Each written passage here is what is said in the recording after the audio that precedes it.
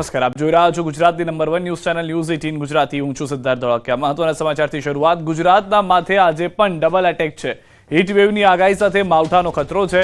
હવામાન વિભાગની હીટવેવની આગાહી સૌરાષ્ટ્ર કચ્છ 8 એપ્રિલ સુધી તપી ઉઠશે। આજે પોરબંદર કચ્છ જૂનાગઢ રાજકોટમાં હીટવેવની આગાહી। 6 એપ્રિલથી ઉત્તર ગુજરાતમાં ગરમીનો પ્રકોપ શરૂ થશે। આજે રાજ્યના ઘણા ભાગોમાં સવારથી વાદળછાયું વાતાવરણ પણ જોવા મળી રહ્યું છે। તો ડબલ એટેક જે છે ઋતુનો તે જોવા મળી રહ્યો છે। ભર ઉનાળે ગરમી થાય, સ્વાભાવિક રીતે તાપમાનમાં વધારો થાય, પરંતુ કેટલાક વિસ્તારોની અંદર હજી પણ વાદળછાયું વાતાવરણ જોવા મળી રહ્યું છે। શું આગાહી છે, કયા વિસ્તારમાં કેવી પરિસ્થિતિ હશે તે પણ અમે આપને જણાવી દઈએ। તો હાલમાં જે રીતના 3 દિવસની હીટવેવ છે, ત્યાં યલો એલર્ટ જે છે તે રાજકોટ અને જૂનાગઢમાં આપવામાં આવ્યું છે સૌરાષ્ટ્રની અંદર, જ્યારે ઓરેન્જ એલર્ટ જે છે તે પોરબંદરમાં આપવામાં આવ્યું છે। તેવી જ રીતે યલો એલર્ટ જે છે તે કચ્છ ભુજમાં આપવામાં આવ્યું છે। 3 દિવસની હીટવેવની આગાહી છે, જે પ્રમાણેની પરિસ્થિતિ હાલમાં જોવા મળી રહી છે। બાકીના વિસ્તારોમાં પણ આગામી સમયમાં ગરમીનો પારો વધી શકે છે, પરંતુ આ બંને વિસ્તારો એવા છે કે જ્યાં આગળ યલો એલર્ટ જોવા મળી રહ્યું છે।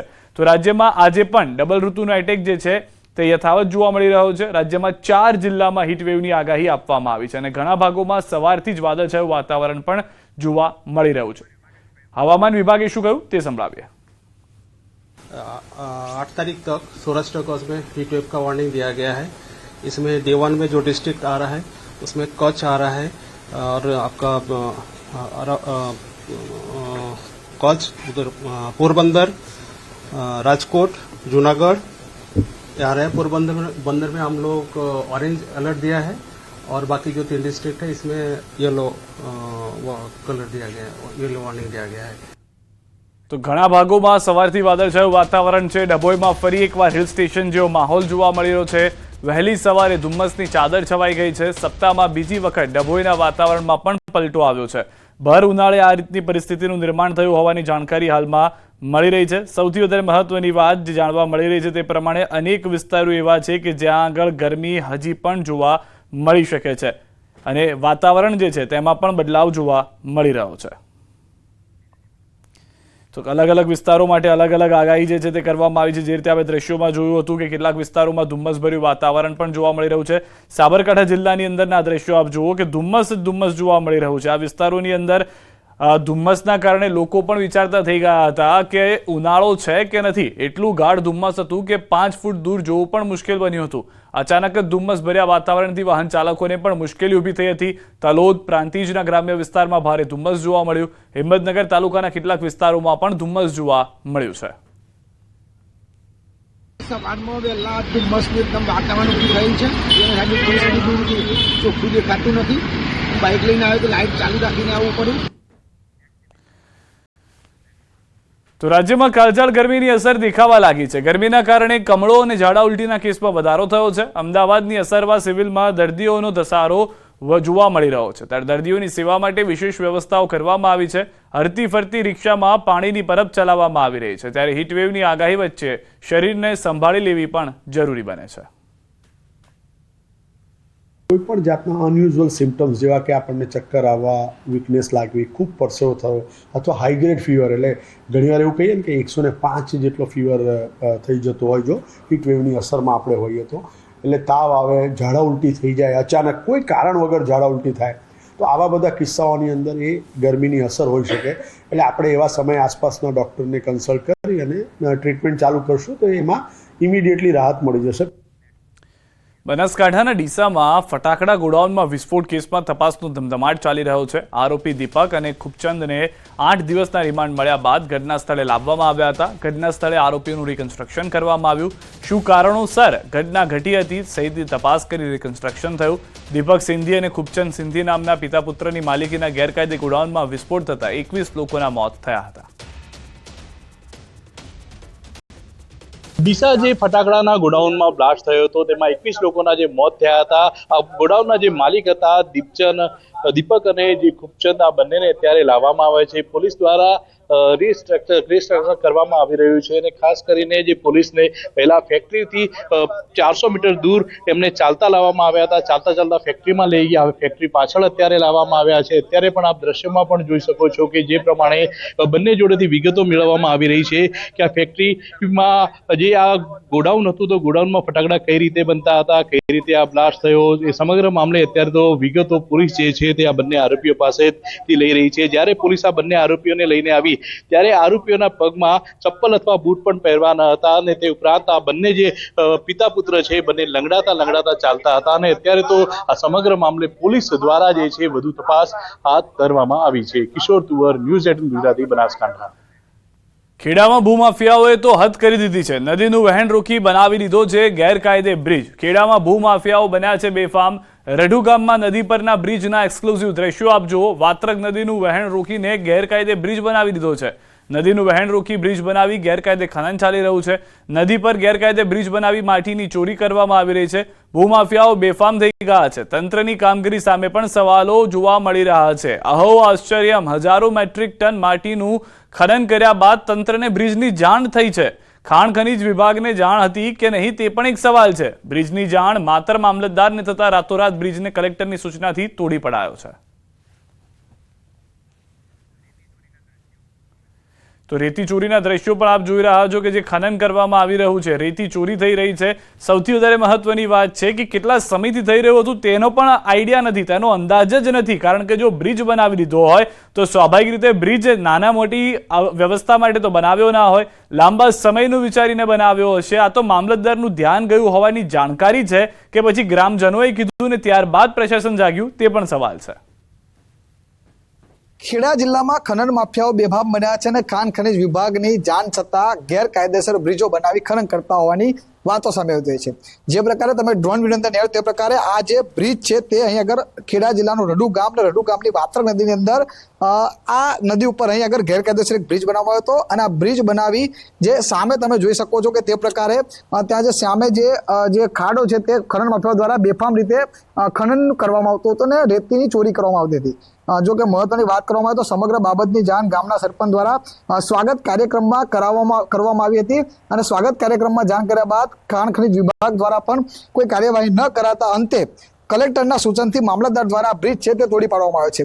જે પ્રકારે તમે જોઈ શકો તે પ્રકારે જે નદી છે તેનું વહેણ રોકી આગળ મોટા નળ નાખી અને આખો ગેરકાયદેસર એક બ્રિજ બનાવતો અને બ્રિજ બનાવી બેફામ રીતે ખનન કરતા હતા। પરંતુ સવાલ એ ઉભા થાય છે કે ખાણ ખનીજ વિભાગને જાણ હતી તેમ છતાં કાર્યવાહી કેમ નથી? શું ખાણ ખનીજ વિભાગની રહેમ નથી હેઠળ આ બ્રિજ અહીં આગળ બનાવી ખનન ચાલતું હતું? એટલે કહી શકાય કે આ પ્રકારનું ખનન વારંવાર થતું હોય છે। આગળ પણ એક બ્રિજ બનાવવામાં આવ્યો હતો, તે બ્રિજ પણ ત્યાં આગળ પણ અલગ વ્યક્તિ દ્વારા પણ આ ખનન કરવામાં હતું, પરંતુ સમગ્ર બાબતે તપાસનો વિષય ઉભો થયો છે કે ખાણ ખનીજ વિભાગના મામલતદારે બ્રિજ તો તોડી પાડ્યો, પરંતુ જે ખનન કરનાર હતું તે કોણ હતું, આ ખનન કોણ કરતું હતું અને તેની સામે કેમ કોઈ પ્રકારની કાર્યવાહી નથી કરવામાં આવી, તેવા સવાલ ઉભા થઈ રહ્યા છે। ઉમંગ પટેલ, ન્યૂઝ18 ગુજરાતી, રઢુ, ખેડા। ટેકનોલોજીનો ઉપયોગ ગુમ બાળકીને ડ્રોનથી મદદથી શોધાય છે। ગુજરાતમાં સૌપ્રથમ સુરત પોલીસનો પ્રયોગ સફળ થયો છે। ડ્રોન મારફતે ગુમ બાળકીને શોધી કઢાઈ। ઉધના પોલીસની સરાહનીય કામગીરી। માતાના ઠપકા બાદ ગુમ 8 વર્ષીય બાળકીને ઉધના પોલીસે ડ્રોનની મદદથી શોધી પરિવારને સોંપી છે। માતાએ બાળકીને ભણવા બાબતે ઠપકો આપતા નારાજ થઈ ઘરથી જતી રહી હતી બાળકી। પરિવારે બાળકીની શોધખોળ કરતા મળી આવી ન હતી, જેથી પરિવારે પોલીસ કંટ્રોલમાં જાણ કરી હતી। પોલીસ કંટ્રોલમાં જાણ થતાં જ ઉધના પોલીસનો કાફલો દોડતો થઈ ગયો હતો। પોલીસે સીસીટીવી ટેકનિકલ સર્વેલન્સના આધાર પણ સફળતા ન મળતા અંતે ડ્રોનનો ઉપયોગ કર્યો હતો, જેમાં ઉધના પોલીસે ડ્રોનનો ઉપયોગ કરી બાળકી ઉધના શાકભાજી માર્કેટ પાસે જોવા મળી હતી। પોલીસ તાત્કાલિક ત્યાં પહોંચી બાળકીને લઈ પોલીસ સ્ટેશન પહોંચી અને બાળકી અને પરિવારનું સુખદ મિલન કરાવ્યું હતું। તો જે ટેકનોલોજી છે તે મદદરૂપ થઈ રહી છે। બાળકીને માતાએ ભણવા બાબતે ઠપકો આપતા બાળકી નારાજ થઈ ઘર છોડીને જતી રહી। ત્યારબાદ આખી પરિસ્થિતિ એ થઈ કે પરિવારજનોએ તો શોધી પરંતુ તેમને ન મળી। પોલીસને જાણ કરવામાં આવી। પોલીસે પણ અલગ અલગ સર્વેલન્સ કરી અને પકડવાનો પ્રયાસ કર્યો બાળકીને, પરંતુ તેમાં ના થઈ શકી। વધુ માહિતી ન્યૂઝ18 સંવાદદાતા કીર્તેશ પાસેથી મેળવીશું। કીર્તેશ, કઈ રીતે આખા ડ્રોનની મદદ લેવામાં આવી, આ ઓપરેશન પાર પાડવામાં આવ્યું ને હવે સફળતા મળી છે? બિલકુલ, નાના બાળકો ખોવાઈ જવાની ઘટના સામે આવતી હોય છે, ત્યારે ખાસ કરીને કહી શકાય સુરતના ઉધના વિસ્તારમાં એક બાળકી પોતાના ઘરેથી નીકળી ગઈ હતી અને આ સમગ્ર ઘટનાની જાણ સુરતની ઉધના પોલીસને થઈ હતી અને ઉધના પોલીસે જોતજોતામાં પોતાની અલગ અલગ ટીમો લગાડી સીસીટીવીની મદદ લેવામાં આવી રહી હતી। પણ જે બાળકી જે વિસ્તારમાંથી ગુમ થઈ હતી સીસીટીવીમાં કેદ થતા જ સુરતની ઉધના પોલીસે ડ્રોનની મદદ લીધી હતી। તેમની પાસે એક હાઈટેક પોતાનું ડ્રોન વસાવ્યું છે અને આ ડ્રોન 300 મીટર દૂરથી બી ઝૂમિંગ કરી કોઈ પણ વ્યક્તિને શોધી શક્યું। એટલે કે ડ્રોનના ઘણા બધા ફાયદા છે અને આ ફાયદાની શરૂઆત સુરતની ઉધના પોલીસે કર્યો હતો અને જોતજોતામાં ડ્રોનની મદદથી આ બાળકીને શોધી કાઢી હતી અને બાળકીને તેના પરિવાર સાથે મિલન કરાવ્યું હતું। તો ખાસ કરીને સુરતની ઉધના પોલીસ છે કે જે સતત દરરોજ સાંજ પડતાની સાથે ડ્રોનની મદદથી પોતાના વિસ્તારમાં પેટ્રોલિંગ કરતી હોય છે, પોતાના ડ્રોનની મદદથી પોતાના વિસ્તારમાં સર્વેલન્સ કરતી હોય છે. અને આ ડ્રોન તે પ્રકારનું છે કે પોલીસ સ્ટેશનની ટેરેસ પરથી 4 કિલોમીટર દૂર બેઠેલા વ્યક્તિનો કંટ્રોલ આ ડ્રોનથી કરી શકાય છે. 4 કિલોમીટર દૂરની વસ્તુ પણ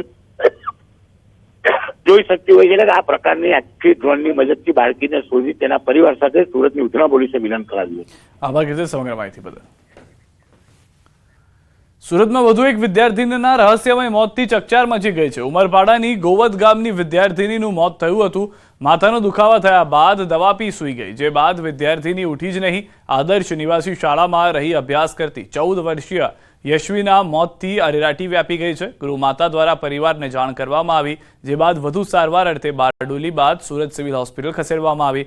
પરિવારે તપાસ કરતા દીકરીના શરીર પરથી શંકાસ્પદ નિશાનો મળી આવ્યા હતા. તેથી પરિવારે દીકરીના મોતની શંકા વ્યક્ત કરી. ડૉક્ટરને ત્યાં બારડોલી પૂછતા એમના અભિપ્રાય પ્રમાણે અને લ્યુકોમિયાની અસર હતી, બ્લડ કોટિંગના કારણે ચકાવવાની અસર છે એવું કીધેલું. પણ તેમ છતાં આપણે જે છે એ PM રિપોર્ટ આધારે ચોક્કસથી આગળની તપાસ કરી લઈશું. સુરત જિલ્લાના ઉમરપાડાના ગોવદ ગામની એક 14 વર્ષીય કિશોરીનું મોત થતાં પરિવાર દ્વારા બાળકીની હત્યાના આક્ષેપો કરવામાં આવ્યો છે. ખાસ કરીને ધોરણ 9માં ભણતી આ બાળકીનો મૃતદેહ સુરત PM માટે આવ્યો છે, ત્યારે તેના પરિવારોએ આક્ષેપ કર્યો. પરિવારના સભ્યો આપણી સાથે સીધા વાત કરીશું. આપનું નામ? મણીલાલ વસાવા બોલું છું. શું ઘટના બની છે? ઘટના એવી બની કે છોકરીને અમને 4, 4:30 વાગે હોસ્ટેલમાંથી ફોન આવે છે, તમારી છોકરી બીમાર છે એમ કરીને. અમે 4, 4:30 વાગે જઈએ છીએ તો બેભાન હાલતમાં જોવા મળે છે. ત્યાંથી અમને કોઈક જવાબ નહીં આપ્યો. અમે અમારી રીતે હોસ્પિટલમાં લઈ જઈએ છીએ અને હોસ્પિટલમાં છોકરીનું મોત નીપજે છે. શું કહેવા માંગો છો? સુરત ડેડ બોડી લઈને આવ્યા છો.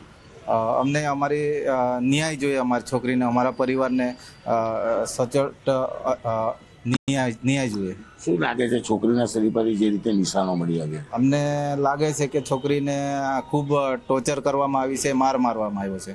બિલકુલ. અન્ય સભ્ય જ આપણે સીધા એમની સાથે વારી. આપનું નામ, સમગ્ર ઘટનાને લઈને શું કહેશો? મારું નામ નીતેશભાઈ મુરજીભાઈ વછવા છે. જે મરનાર છે એમના હું મામા છું. છોકરી એક દિવસ પહેલાં બીમાર હતી, પણ અમને એવું સ્કૂલ તરફથી કંઈ, પ્રિન્સિપાલ તરફથી કે કંઈ વોર્ડન તરફથી અમને કંઈ કહેવામાં આવ્યું નથી. પણ જ્યારે એમનું તબિયત બગડી ત્યારે અમને 4, 4:30 વાગ્યાના ટાઈમે અમારા પર ફોન આવ્યો.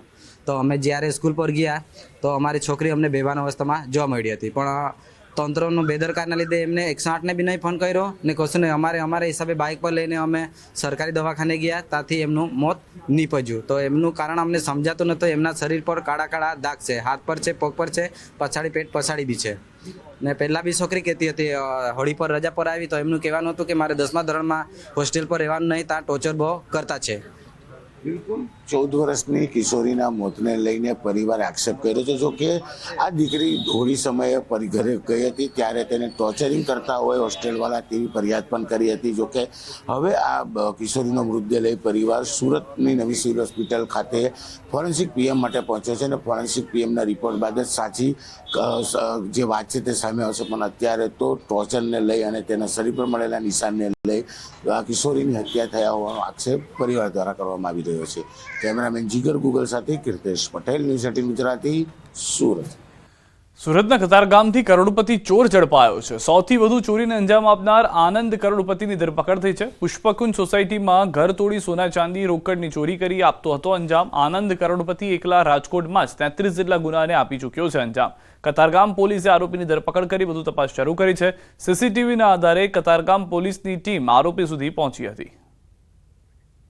તો દ્રશ્યોમાં આપ જોઈ રહ્યા છો જે CCTV મળ્યા હતા તેની અંદર તે ચોરી કરતો જોવા મળ્યો છે. 33 ગુનાઓને અંજામ આપ્યો હોવાની પણ જાણકારી મળી રહી છે. સૌથી વધારે મહત્વની વાત એ છે કે આ ચોર કરોડપતિ થઈ ગયો છે. એટલી ચોરી કરી છે અલગ અલગ જગ્યાએ, જેમાં રોકડ રકમની સાથે તેઓએ સોના ચાંદીની પણ ચોરી કરી છે.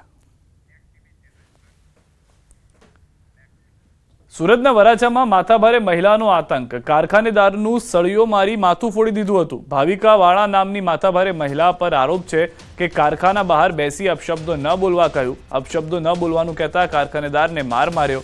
ભાવિકા સહિત 4 આરોપીઓએ માર માર્યાનો આરોપ છે.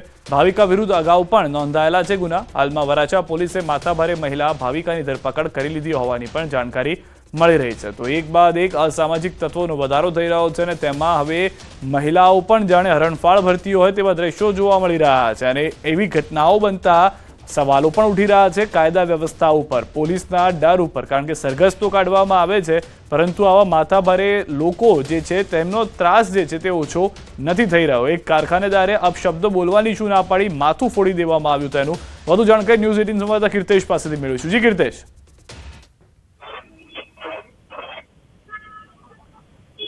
કીર્તેશ, અવાજ આવી રહ્યો છે મારો?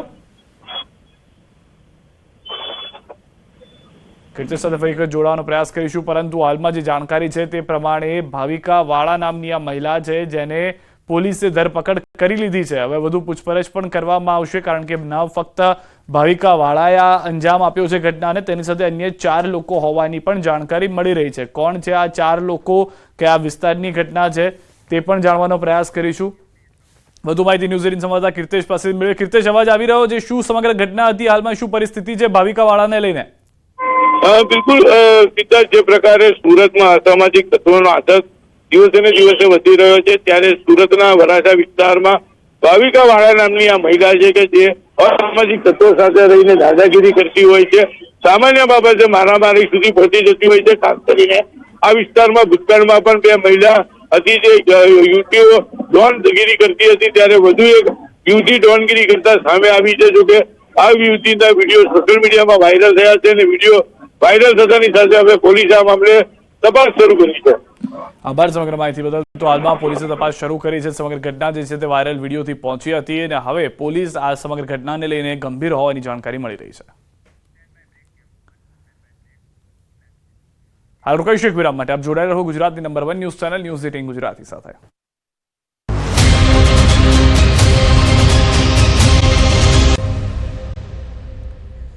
આપનું સ્વાગત છે. ગીર સોમનાથમાં દબાણ હટાવવાની કામગીરી સામે વિરોધ થતા હાલના તબક્કે ડિમોલિશન કાર્ય અટવાયું છે. પ્રભાસ પાટણ સોમનાથમાં દબાણ હટાવવા આવેલા સ્ટાફનો સ્થાનિક શ્રમજીવી લોકોએ વિરોધ કર્યો. ગુડલક સર્કલ નજીક ગેરકાયદે જમીન પર દબાણ હટાવવા ગયેલા અધિકારીઓ અને મહિલાઓ અને શ્રમજીવી પરિવારો રસ્તા પર ઉતરી ગયા અને લોકોના આકરા વિરોધના કારણે તંત્રએ હાલના તબક્કે ડિમોલિશન અટકાવ્યું છે. તો વિરોધના પગલે ધારાસભ્ય વિમલ ચુડાસમા અને અન્ય 10 લોકોની પોલીસે અટકાયત કરી છે. દબાણ હટાવવા મામલાના વિરોધને લઈને પોલીસે અટકાયત કરી છે. તંત્ર દ્વારા દબાણ હટાવવા જતા સ્થાનિક લોકોએ વિરોધ કર્યો હતો, જેમાં વિમલ ચુડાસમા પણ જોડાતા પોલીસ દ્વારા અટકાયત કરવામાં આવી હોવાની જાણકારી મળી રહી છે. તો ગીર સોમનાથથી સમાચાર કે જ્યાં આગળ ડિમોલિશનની કાર્યવાહી ચાલી રહી છે. વધુ જાણકારી ન્યૂઝ 18 સંવાદદાતા દિનેશ પાસેથી મેળવીશું. દિનેશ, શું છે સમગ્ર ઘટના, હાલમાં શું પરિસ્થિતિ છે? જી બિલકુલ સિદ્ધાર્થ, ગીર સોમનાથ જિલ્લામાં છેલ્લા ઘણા સમયથી અલગ અલગ જગ્યાઓ પર દબાણ હટાવવાની કામગીરી હાથ ધરવામાં આવી રહી છે અને ખાસ કરીને આજે વહેલી સવારે સોમનાથની જે ગુડલક સર્કલ છે ત્યાં આગળ કેટલાક રહેણાંક એવા મકાનો છે કે જે જ્યાં પણ તંત્ર દ્વારા દબાણો હટાવવાની કામગીરી હાથ ધરવામાં આવી હતી, પરંતુ ત્યાં જે વહેલી સવારે તંત્ર અને પોલીસનો કાફલો ત્યાં પહોંચે ત્યાં સ્થાનિકોને દ્વારા વિરોધ કરવામાં આવ્યો હતો. જોકે ત્યારબાદ પોલીસ દ્વારા થોડીવાર આ જે દબાણો છે તેમને દબાણ હટાવવાની કામગીરી રોકવામાં આવી હતી, પરંતુ ફરી એક વખત તંત્ર દ્વારા જ્યારે દબાણો હટાવવાની કામગીરી હાથ ધરાઈ ત્યારે સ્થાનિકો અને સોમનાથના ધારાસભ્ય દ્વારા વિરોધ કરવામાં આવ્યો હતો. જોકે પોલીસ દ્વારા 10 જેટલા લોકો છે તેમની અટકાયત કરી છે અને હાલ કાયદેસરની કાર્યવાહી હાથ ધરી છે. સિદ્ધાર્થ, આભાર સમગ્ર માહિતી બદલ. તો હાલમાં પોલીસ તરફથી અટકાયત કરી કાયદેસરની કાર્યવાહી હાથ ધરવામાં આવી છે. આગળના સમયમાં ફરી વખત ડિમોલિશન યથાવત રહેશે તેવી પણ જાણકારી પ્રાથમિક રીતે મળી રહી છે. વલસાડ જિલ્લામાં ભાજપના નવા સંગઠનના હોદ્દેદારોની નિમણૂકમાં ભોપાળું જોવા મળ્યું છે. પારડી શહેર ભાજપના કારોબારી સભ્યોની નિમણૂક ચર્ચાનું કેન્દ્ર છે. કોંગ્રેસના વર્તમાન શહેર મહામંત્રીને ભાજપે કારોબારી સભ્ય તરીકે નિમ્યા. પારડી શહેરના લિસ્ટમાં કારોબારી સભ્ય તરીકે કોંગ્રેસના જીતેન્દ્ર ભંડારીનું મોબાઈલ નંબર સાથે નામ છાપી દેવામાં આવ્યું. જોકે જીતેન્દ્ર ભંડારી ભાજપના પદથી અજાણ છે. કોંગ્રેસના હોદ્દેદારોની જાણ બહાર જ ભાજપે હોદ્દેદારો બનાવતા ખળભળાટ છે. જીતેન્દ્ર ભંડારીએ પોતે કોંગ્રેસમાં જ હોવાનું અને ભાજપમાં સામેલ નહીં હોવાનું જણાવ્યું. વલસાડના પારડીના ભાજપનું કારોબારી સભ્યનું નવી નિમણૂક ચર્ચાનું કેન્દ્ર બની ગયું છે. તો આ કઈ રીતે થયું તે પણ એક સૌથી મોટો સવાલ છે કે જે કોંગ્રેસ શહેરના મહામંત્રી તરીકે કાર્યરત છે તેને ભાજપની અંદર કઈ રીતે સામેલ કરી દેવામાં આવ્યા કે જે ખુદ જીતેન્દ્ર ભંડારી પણ જાણતા નથી. તેઓનું કહેવું છે કે હું તો હજી કોંગ્રેસમાં જ છું, ભાજપમાં જોડાયો પણ નથી.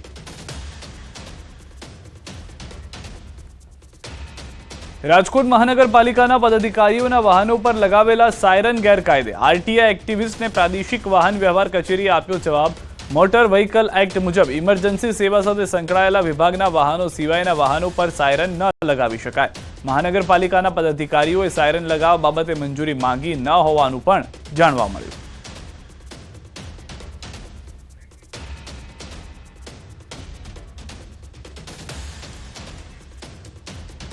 વડોદરાથી સમાચાર. નબીરાઓને પોલીસ તો નથી રહ્યો ડર. અકોટા પોલીસ મથકની હદમાં 3 નબીરા જાહેરમાં માણી રહ્યા હતા દારૂ પાર્ટી.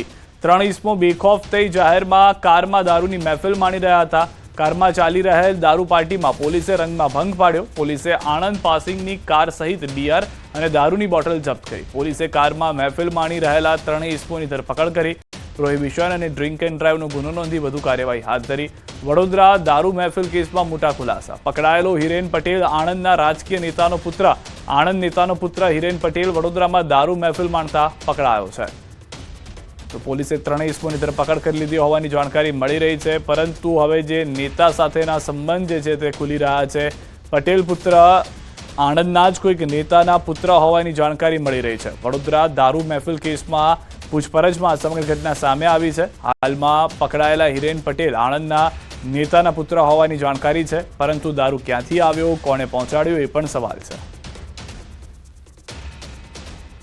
નવસારીથી સમાચાર. જલાલપોર નજીક આવેલા ધમધમિયા પુલ પાસે થયો છે અકસ્માત. બાઇક ચાલક બેફામ રીતે રોંગ સાઈડ આવતા ટેમ્પો સાથે ભટકાયો હતો. અકસ્માતના સીસીટીવી જોવા મળ્યા છે. અકસ્માતમાં બાઇક ચાલકને ગંભીર ઇજાઓ પહોંચતા સારવાર માટે હોસ્પિટલમાં ખસેડવામાં આવ્યો છે. સુરેન્દ્રનગર જિલ્લામાંથી પસાર થતા નેશનલ હાઈવે પર જોખમી મુસાફરીનો વિડીયો વાયરલ થયો છે. વઢવાણના વડોદ ગામ પાસેથી પસાર થતા નેશનલ હાઈવે પર બસમાં જીવના જોખમે પાછળ લટકી મુસાફરી. સુરેન્દ્રનગરથી ગ્રામ્ય વિસ્તારમાં ચાલતી ખાનગી બસમાં મુસાફરીની જીવના જોખમે થતી મોતની સવારીના દ્રશ્યો આપ જુઓ. શહેરમાં વાહન ચાલકો વિરુદ્ધ નિયમોનો દંડો ઉગામતી ટ્રાફિક પોલીસના આંખ આડા કાન. પોલીસ તંત્ર દ્વારા આવા વાહન ચાલકો વિરુદ્ધ કડક કાર્યવાહી કરવામાં આવે તેવી માંગ ઉઠી છે. બોટાદના રાણપુર તાલુકાના નાની વાવડી ગામના વાલીઓએ માધ્યમિક શાળામાં શિક્ષણનો બહિષ્કાર કર્યો છે. શાળામાં આશરે છેલ્લા 1.5 વર્ષથી કાયમી આચાર્ય ન હોવાથી ગ્રામજનોમાં રોષ છે. કાયમી આચાર્ય ગાંધીનગર ડેપ્યુટેશન પર કામ કરતા એક શિક્ષક ઇન્ચાર્જ આચાર્ય તરીકે રોકાયા છે. કાયમી આચાર્ય અને કાયમી અંગ્રેજીના શિક્ષક ન હોવાથી બાળકોના શિક્ષણ કાર્ય પર અસર પડતી હોયની રાવ છે. એટલું જ નહીં, વિદ્યાર્થીઓની સંખ્યામાં સતત ઘટાડો થતા હોવાની પણ રાવ. વાલીઓની એક જ માંગ આચાર્ય અને કાયમી શિક્ષકની ભરતી કરવામાં આવે. આગામી દિવસોમાં જો કાયમી આચાર્ય તેમજ પૂરતા શિક્ષકની વ્યવસ્થા નહીં થાય તો તાળાબંધી કરવાની વાલીઓએ આપી ચીમકી. રાજકોટથી સમાચાર. ગોંડલમાં તંત્રની ઘોર બેદરકારી જોવા મળી છે. પાણીની પાઇપલાઇન તૂટતા 80 ફૂટ સુધીના ફુવારા ઉડ્યા છે. ગોંડલ શહેરમાં પાણીની પાઇપલાઇન તૂટતા હજારો લીટર પાણીનો વેડફાટ. ભાદરના પીવાના પાણીની પાઇપલાઇનમાં ગોંડલ શહેર પાસે આવેલ ગોલ્ડન સિટી નજીક તૂટી. પાણીની પાઇપલાઇન તૂટતા 80 ફૂટથી ઊંચો ફુવારો ઉડ્યો. એક જ જગ્યાએ વારંવાર તૂટે છે પાણીની પાઇપલાઇન. 80 ફૂટથી ઊંચો ફુવારો ઉડ્યો હતો અને લોકોને ગરમીથી રાહત મળી, પણ એના બદલામાં હજારો લીટર પાણીનો વેડફાટ થઈ ગયો હતો. લીલાખા ગામ નજીક આવેલ ભાદર ડેમમાંથી રાજકોટ શહેરમાં જતી ભાદરના પીવાના પાણીની પાઇપલાઇન ગોંડલ શહેર પાસે આવેલ ગોલ્ડન સિટી નજીક તૂટી ગઈ હતી. જતાં 80 ફૂટથી ઊંચો ફુવારો થયો અને આ ફુવારાનો નજારો જોઈ અનેક લોકો મોબાઈલમાં કેદ કરવા ઊભા રહી ગયા. આ ઘટનામાં આશ્ચર્યની વાત તો એ છે કે આ એક જ જગ્યાએ પાણીની પાઇપલાઇન વારંવાર તૂટે છે અને આમ જ હજારો લીટર પાણીનો વેડફાટ થાય છે. પરંતુ તંત્રને આ મામલે કોઈ નક્કર કામગીરી કરવાની જરૂર નથી તેવું લાગે છે. ધોરણ 12ની પરીક્ષાઓ પૂર્ણ થતા બાદ હવે તેમની પ્રવેશ પ્રક્રિયાની તૈયારીઓ શરૂ થઈ ગઈ છે. રાજ્યની તમામ 16 જેટલી સરકારી યુનિવર્સિટીમાં પ્રવેશ માટે કોમન રજિસ્ટ્રેશન કરવાનું રહેશે. કોમન એડમિશન પોર્ટલ એટલે કે જીકાસના માધ્યમથી પ્રવેશ પ્રક્રિયા હાથ ધરાશે. ખાસ ગુજરાત યુનિવર્સિટીમાં ચાલુ વર્ષે કોમન પોર્ટલ પર રજિસ્ટ્રેશન કરવાનું રહેશે, જે બાદ એડમિશનની જવાબદારી કોલેજોને જ સોંપવામાં આવી છે. સો અમે આ વખતે ડિસેન્ટ્રલાઇઝ મોડમાં એડમિશન રાખ્યા છે. જીકાસ પોર્ટલ ઉપર પણ ઘણી બધી વસ્તુઓ જે લાસ્ટ યર થોડા અભાવના કારણે અમારે સમર્થ દ્વારા ફરીથી રજિસ્ટ્રેશન કરાવીને એડમિશન આપવાનો હતો એ આ વખતે નથી. એટલે ગુજરાત યુનિવર્સિટીનો જે સેન્ટ્રલાઇઝ પોઝિશન હતી અમે સેન્ટ્રલાઇઝ એડમિશન નથી કરવાના.